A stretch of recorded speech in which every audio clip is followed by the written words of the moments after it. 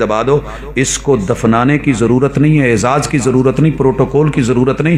آج یہ مسجد میں یا جنازگاہ میں کون سی چیز پڑھوانے آیا؟ نماز جنازہ. ساری زندگی جن کے آ کر کے کبھی ملا نہیں، سلام لیا نہیں، علیک سلیک ہوئی نہیں، آج یہ انہی سے آیا ہے اور مولوی صاحب سے کہہ رہا ہے کہ جنازہ پڑھا دیجیے.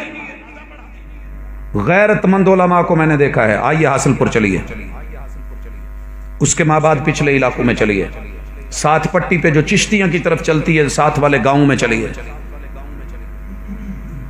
مولوی صاحب کا اعلان تھا کہ جس نے نماز زندگی میں نہیں پڑھنی میں نے اس کا جنازہ نہیں پڑھانا.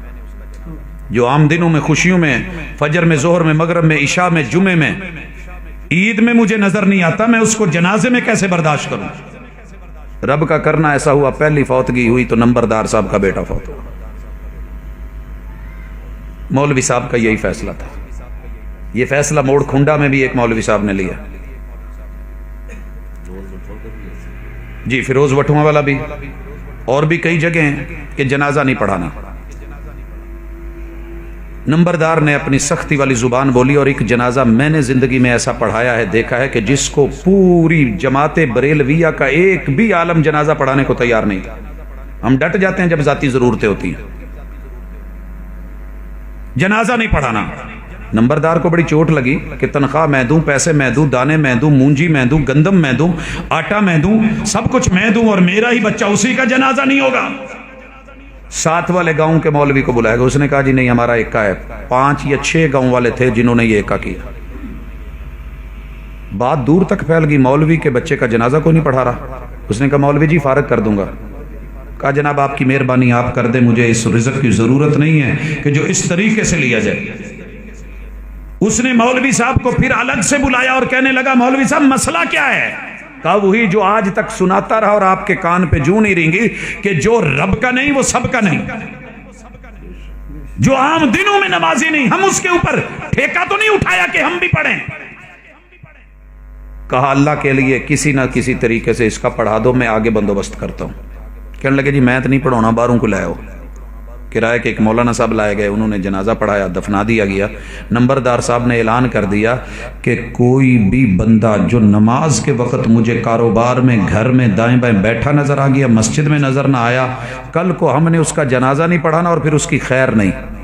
پوری پٹی نمازی بنی.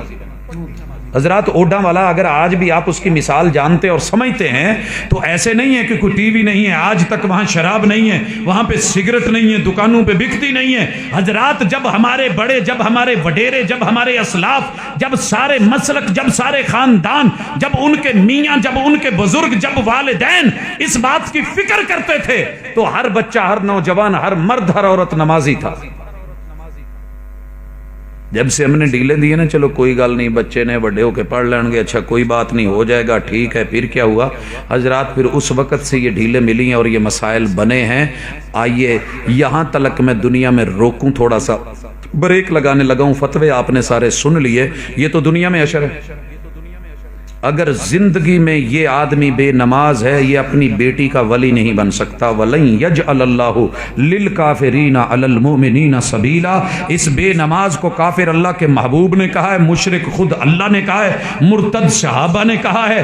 اور اس کو جیل بند کرنے کے لیے امام اعظم امام ابو حنیفہ رحمہ اللہ، جن کو دنیا یہ لقب دیتی ہے، انہوں نے بولا ہے. امام دار الہجرہ امام مدینہ امام مالک نے بولا ہے. امام شافعی امام احمد بن حنبل نے بولا ہے. پیران پیر عبد القادر جیلانی رحمہ اللہ نے بولا ہے. حضرات اتنے بڑے بڑے ائمہ اور ان کے فیصلے جرأت مندانہ فیصلے، کیونکہ وہ کسی سے دانے نہیں لیتے تھے، وہ کسی کے محتاج نہیں تھے. اپنی کتابوں میں لکھ کے بیان کر گئے، کہا کہ اگر یہ نماز نہیں پڑھتا، اس کی بیٹیاں جوان ہیں، یہ ولی بن کر کے ان کا رشتہ نہیں کر سکتا، یہ اپنی بیوی کا شوہر نہیں رہ سکتا، یہ اس سے اولاد نہیں لے سکتا، اولاد حرامی ہوگی. اسی نکی نکی گل تو اپنے بچے نو کہی دا جاوے رام دیا، باپ کہہ رہا ہوتا ہے، ماں کہہ رہی ہوتی ہے. کبھی رب کے کہنے پہ بھی مانے. اچھا چھوٹی سی بات ہوتی ہے نا، مولوی صاحب فتویٰ دے دیتے ہیں کہ نکاح ٹوٹ گیا. جس پہ نکاح ٹوٹ رہے ہیں وہ یہ ہے جو نماز نہیں پڑھتا. جب دین بدل جائے تو نکاح نہیں رہتے.